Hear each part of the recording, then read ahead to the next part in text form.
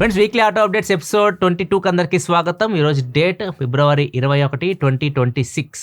ఇప్పటి వరకు ఉన్న ఆటో అప్డేట్స్ అయితే ఇవి. లాస్ట్ వీక్ మిస్ అయింది. లాస్ట్ వీక్ అసలు ఫినిషింగ్లో ఉంది. ఆఫీస్ వర్క్ అంతా ఫుల్ అసలు బిజీ.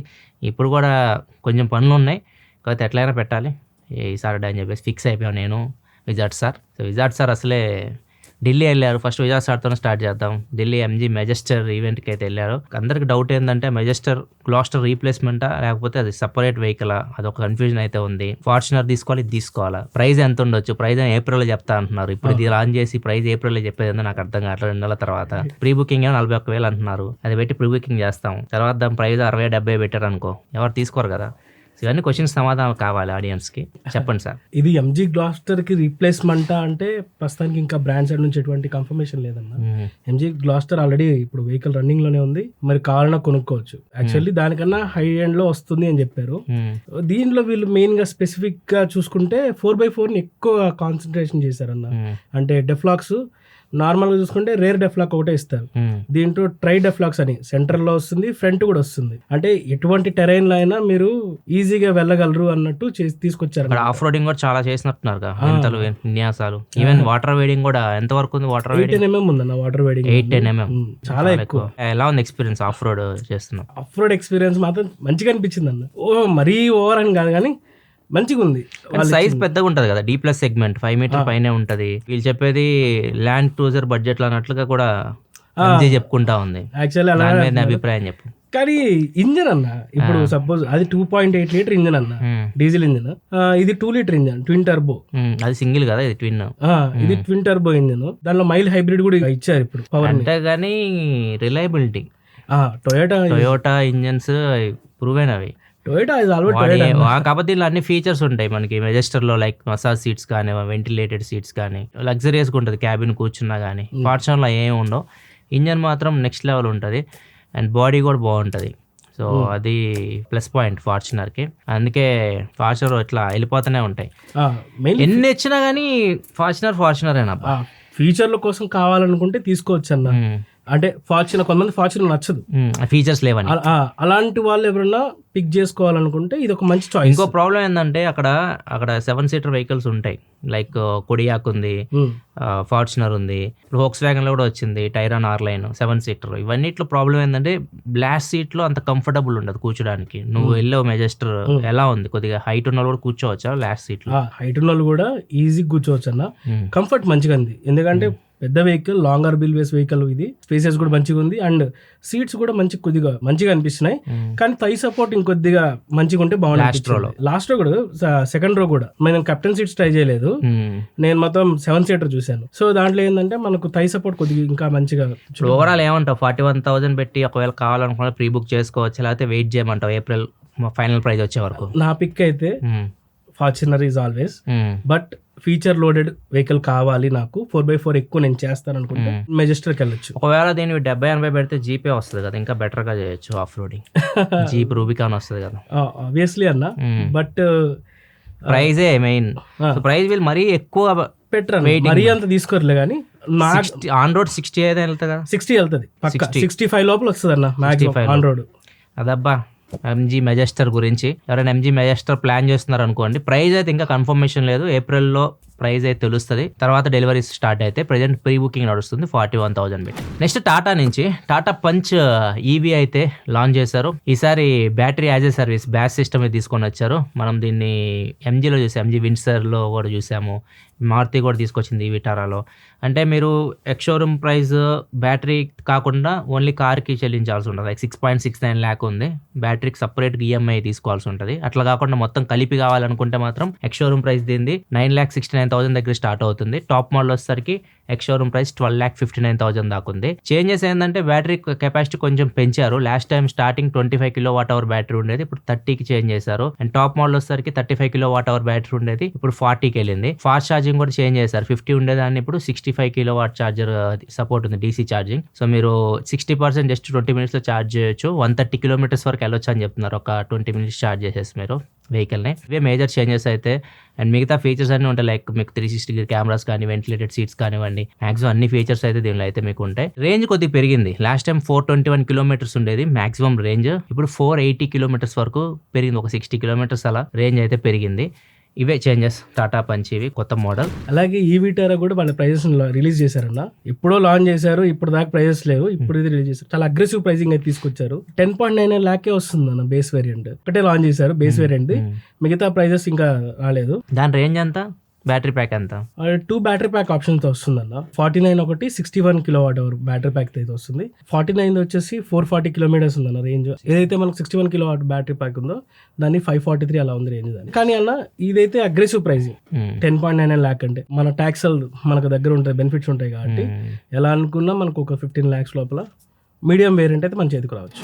నెక్స్ట్ వచ్చేసి నిస్సాన్ నుంచి. నిస్సాన్ బడ్జెట్ లో ఒక 7-seater కార్ అయితే లాంచ్ చేసింది. ఈ కార్ నేను చాలా మన ఆటో న్యూస్ లో అంతా కవర్ చేసుకుంటూ వచ్చాము. ఈ కార్ పేరు గ్రావైట్. ఇది ట్రైబర్ ఉంది కదా రెనాల్డ్ లో, సేమ్ అదే కార్ ని వీళ్ళు గ్రావైట్ గా తీసుకొచ్చారు. కొద్దిగా స్పోర్టీ లుక్స్ తో అయితే ఉంది గ్రావైట్ అనేది. ఫ్రంట్ మీరు చూసుకున్నా కూడా ఆరెంజ్ యాక్సెన్స్ లో కూడా కనిపిస్తుంటది మీకు. దీంట్లో వీళ్ళు మేజర్ గా వీళ్ళు చేంజెస్ ఏమన్నా చేశారంటే పెద్దగా ఏమైతే చేంజెస్ లేవు. బట్ బడ్జెట్ 7-seater సెగ్మెంట్ లో ఈ కార్ మనకు అవైలబుల్ గా ఉంది.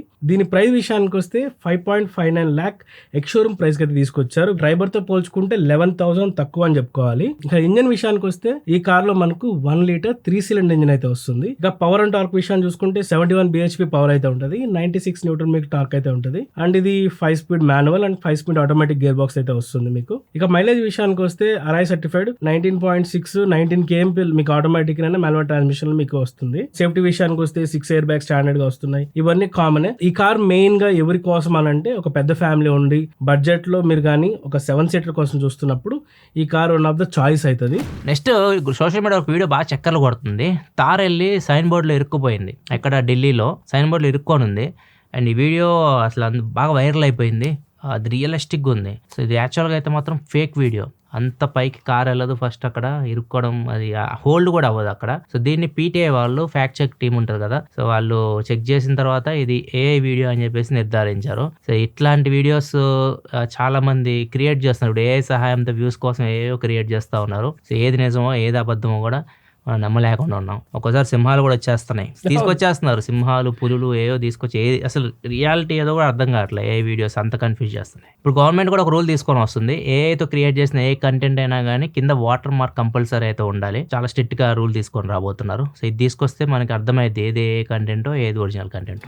ఢిల్లీలో ఒక ఇన్ఫ్లుయెన్సర్ వ్యూస్ కోసం చూడండి ఎట్లాంటి పనులు చేస్తున్నాడో. బైక్ మీద వెళ్తున్నాడు, వెనక నుంచి ఒకరు రికార్డ్ చేస్తా ఉన్నారు. ఆటో డోర్లు ఓపెన్ చేయడం, బస్ డోర్లు ఓపెన్ చేయడం, జస్ట్ వ్యూస్ కోసం. ఇవి అర్థమైన వేషాలనే వేస్తున్నాడు. ఇది చాలా ప్రాబ్లం అవుతుంది. సో డోర్ ఓపెన్ చేసినామంటే వాళ్ళు క్లోజ్ చేసేసుకుంటున్నారు. డోర్ అలానే ఓపెన్ ఉంటే వెనక నుంచి ఎవరైనా వచ్చారనుకోండి, గుద్దారనుకోండి, చాలా ప్రాబ్లం అయితే అవుతుంది. పిచ్చోళ్ళ చేస్తున్నారు అనమాట వ్యూస్ కోసం. సో పోలీసులు ఏం చేస్తారు, పిచ్చోళ్ళని అరెస్ట్ చేసేసి జైల్లో అయితే పెట్టారు. ఇప్పుడు చూడండి ఆ అబ్బాయి ఏమయ్యాడు, లాస్ట్ కి జైలుకి వెళ్ళాడు. సో వ్యూస్ కోసం ఇలాంటి పనులు అయితే చేయబాకండి, హంబుల్ రిక్వెస్ట్. నెక్స్ట్ వచ్చేసి తెలంగాణ గవర్నమెంట్ నుంచి. తెలంగాణ గవర్నమెంట్ యొక్క TGSRTC ఏదైతే మనకు ఆర్టీసీ సర్వీస్ బస్సెస్ ఉన్నాయో వాటిలో డీజిల్ ఇంజన్ బస్సెస్ ఏవైతే ఉంటాయో వాటిని ఎలక్ట్రిక్ మోటార్స్ తో రీప్లేస్ చేయబోతున్నారు. లైక్ ఎలక్ట్రిఫై బస్సులు తీసుకురావట్లేదు, డైరెక్ట్ ఏవైతే డీజిల్ ఇంజన్ బస్సులు ఉంటాయో వాటిలో డీజిల్ ఇంజన్ తీసి ఎలక్ట్రిక్ మోటార్ అయితే పెట్టబోతున్నారు. ఇది రెట్రోఫిటెడ్ గా తీసుకురాబోతున్నారు. ఇది ఎలా ఏంటి అనేది ఇంతవరకు ఎగ్జాక్ట్ తెలియదు. ఎందుకంటే డీజిల్ ఇంజన్ కి మొత్తం అండర్ బాడీ చాసిస్ దగ్గర నుంచి మనకు డిఫరెన్స్ ఉంటుంది. ఎలక్ట్రికల్ మోటార్ చూసుకుంటే దాని బ్యాటరీ ప్యాక్ గానీ మోటార్ పెట్టడానికైనా సపరేట్ స్పేస్, దానికి చాసిస్ కూడా డిఫరెంట్ ఉంటుంది. కానీ ఈ రెండింటిని కలిపి ఎలా తీసుకొస్తున్నారో ఇంతవరకు అయితే కన్ఫర్మేషన్ లేదు. అది ఎలా చేయబోతున్నారు అనేది కూడా నేను చెప్పలేదు. బట్ ఒక బస్సును అయితే వీళ్ళు చేంజ్ చేసినట్టు చెప్తున్నారు. ముషీరాబాద్ డిపోకి చెందిన బస్సు అయితే ఒక బస్ లో ఇలా రెట్రోఫిట్ ఎలక్ట్రిక్ మోటార్ అయితే పెట్టి తీసుకొచ్చారు. అది సక్సెస్ఫుల్ గా ఉప్పల్ డిపో తరపున అయితే రన్ అవుతుంది. సో తొందరలో 2008 బస్సులకు అయితే ఇట్లా ఎలక్ట్రిక్ ఫైట్ చేయబోతున్నారని చెప్తున్నారు. ఇది ఎంతవరకు చేస్తారో లేదా అనేది చూడాలి. నెక్స్ట్ చైనాలో ఒక వెహికల్ CQ07.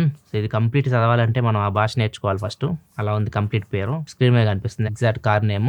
దీన్ని మంచిగా ఆలోచించారు. చాలా మంది పెట్స్ ఉంటాయి. ఇప్పుడు రాకీ గార్డ్ ఉన్నాడు, వాడిని బయట తీసుకెళ్ళాలని చాలా ఇబ్బంది పడతా ఉండాలి. వాటి కోసం సపరేట్ గా ఒక క్యాబిన్ తయారు చేశారు. పికప్ ట్రక్ లాగా ఉంది అది. అండ్ అది డోర్ క్లోజ్ అయితే టాప్ నుంచి క్లోజ్ అయిపోయి ఒక కూప్ డిజైన్ లో అయితే వస్తుంది. అండ్ చాలా బాగా అనిపించింది ఈ డిజైన్ అయితే. చాలా ముద్దుగా వెళ్తాయి పెట్స్ కూడా అట్లా కూర్చొని మొత్తం రోడ్ అంతా చూసుకుంటా ఎంజాయ్ చేస్తున్నాయి కూడా. ఇలాంటి డిజైన్స్ తీసుకొస్తే బాగుంటది. ఎవరైతే పెట్ లవర్స్ ఉంటారో వాళ్ళు ఇట్లాంటి కార్స్ తీసుకోవడానికి కూడా ఇష్టపడుతూ ఉంటారు. ఇదా నువ్వు తీసుకుంటావు, మీ ఓడిని యాడ్ వేసుకుని వెళ్ళిపోవచ్చు.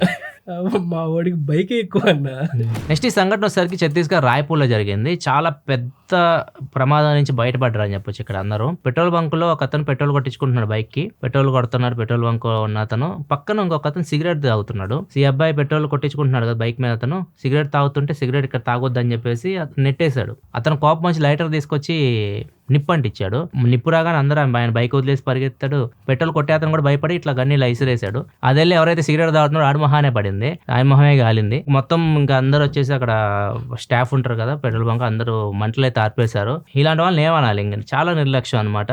అది చాలా ప్రమాదం అయ్యేది. అది పెట్రోల్ బంక్ లో ఎంత పెట్రోల్ ఉంటుంది, అది కానీ ఎక్స్పాండ్ అయింది అనుకోండి, ఎంతమంది ప్రాణాలు పోయాయి. ఇలాంటి పిచ్చి పిచ్చి పనులు చేస్తూ ఉంటారు. కనీసం బుర్ర పని చేసేది అర్థం కాదు ఇట్లాంటి పనులు చేసే ముందు. ఆయనకు కూడా ప్రమాదం, ఎవరైతే అంటిస్తున్నారో ఆయనకు కూడా ప్రమాదం. ఆల్రెడీ కాలిందిగా, ఆయనకే కాలింది. ఎవరు తీసుకున్న గోతులో వాళ్ళే పడతారన్నది ఇదే అనమాట. నెక్స్ట్ వచ్చేసరికి చైనా నుంచి. చైనాలో నార్మల్గా బస్సు మనం ఏదైనా వెళ్తున్నాం ట్రాఫిక్ లో, మన ముందు బస్సు ఉంది అనుకోండి, మనకి సిగ్నల్ కనపడదు. ముందు సిగ్నల్ ఉందా, అసలు ఎంత నడుస్తుంది ఏంది ఏం కనపడవు. ఈ బస్ చూడండి, ఈ బస్ కి బ్యాక్ సైడ్ కనిపిస్తుంది మనకి. ముందు ఏదైతే సిగ్నల్ ఉందో, సిగ్నల్ ఎంత టైం నడుస్తుంది, టైమర్ ఎవ్రీథింగ్ అక్కడ మనకి బ్యాక్ సైడే కనిపిస్తా ఉంది. చాలా బాగా అనిపించింది. చైనాలో ఈ బస్ కనిపించింది. ఇండియాకి కూడా వస్తే ఇలాంటివి ట్రాఫిక్ జామ్ ఎక్కువ అవుతుంటాయి కదన్నా. మన వాళ్ళకి అవసరం లేదు, సైడ్ తీసుకొని వెళ్ళిపోతూనే ఉంటారు. మన వాళ్ళకి ఎందుకు అవసరం లేదంటే, గ్రీన్ సిగ్నల్ అయిందనుకో పక్కన వాళ్ళు మూవ్ అవుతా ఉంటారు, హారన్లు మోగుతూనే ఉంటాయి. అది యూనివర్సల్ సిగ్నల్. హారన్లు మోగుతున్నాయి అంటే గ్రీన్ లైట్ పడినట్టు, ఓకే. అర్థమైందా? వేరే కంట్రీలో హారన్ కొడితే తప్పు అనమాట, వాళ్ళు ఫీల్ అవుతారు. హారన్ అనేది అసలు చాలా రేర్ కొడతారు, ఎవరో హారన్లు అయితే కొట్టరు. మన దగ్గర బయటకు వెళ్తే నీకు హారన్ సౌండ్ వినిపిస్తుంటాయి కదా, వేరే కంట్రీస్కి వెళ్ళి అంత అసలు హారన్ సౌండ్లు వినపడవని వాడు హట్ అవుతారు అనమాట. ఈ ఫ్రెండ్స్, ఈ వీక్ ఆటో అప్డేట్స్ అయితే ఎపిసోడ్ మీకు నచ్చింది అనుకుంటున్నాను. నచ్చితే లైక్ బటన్ ప్రెస్ చేయడం మాత్రం మర్చిపోకండి. ఇప్పుడు కొత్త ఆఫీస్కి వెళ్తున్నాం కదా, ఇంకా కంటెంట్ మీకు రోజు రెగ్యులర్గా ఇవ్వడానికి అయితే ట్రై చేస్తూ ఉంటాం. రెగ్యులర్ కంటెంట్ అయితే వస్తూనే ఉంటుంది ఆటో ఛానల్లో. సో సబ్స్క్రైబ్ చేసుకొని ఫాలో అవుతుండండి. అండ్ మళ్ళీ మనం నెక్స్ట్ ఆటో అప్డేట్లో కదా, అప్పటికి సెలవు, బాయ్. సబ్స్క్రైబ్ చేసుకోండి.